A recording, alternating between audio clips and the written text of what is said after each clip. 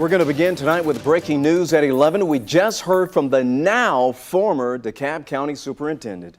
Cheryl Watson Harris says her termination blindsided her. Now, the school board voted just a few hours ago to cut ties with her effective immediately. The firing comes after a viral video showing filthy conditions inside Druid Hills High School. Our Joe Hinkie with us tonight to break down what happened here. Joe? Well, Jennifer, as you mentioned, that now viral video showed the mold, sewage, and electrical dangers inside Druid Hills High School.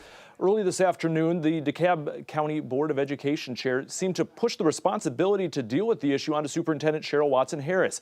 Hours later, and without giving a specific reason, the board voted to fire her.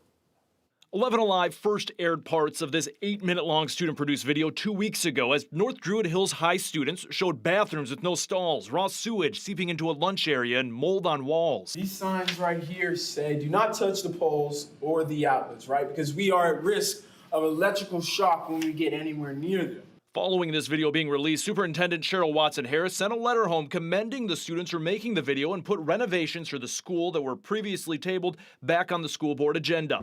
On April 18th, students protested at a school board meeting. Hours of discussion and public comment led to school board members voting to not prioritize Druid Hills High, but spread money across several schools to make repairs. A team with the State Department of Education toured the high school, and Monday, State School Superintendent Richard Woods wrote this letter scolding the district and stating its new facilities plan did not meet state standards, and he would not approve it, potentially holding up millions of dollars in state reimbursements for repairs district-wide.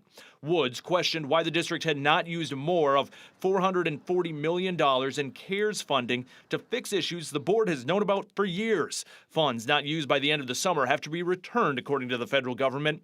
Tuesday afternoon, board chair Vicki Turner responded to Woods with her own letter, writing, "The superintendent is empowered to promptly address any situation that threatens to jeopardize the health, welfare, or safety of students, staff, the district, or the public by foregoing competitive selection rules for purchasing goods and services."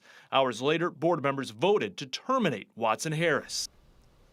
And Joe, you reached out to Cheryl Watson Harris tonight. What's she saying about this firing? Well, Jennifer, she sent me an email a short time ago saying her firing blindsided her, and she went on to write that she was unaware that her contract or employment would be discussed during today's meeting. As she says, quote, "I was not notified and it was not identified on the meeting notice." She went on to also write, "I have not received any formal notification from the Board of Education chair or vice chair." Watson Harris, who was hired in 2020, tells me she will provide us with more information as she receives it herself.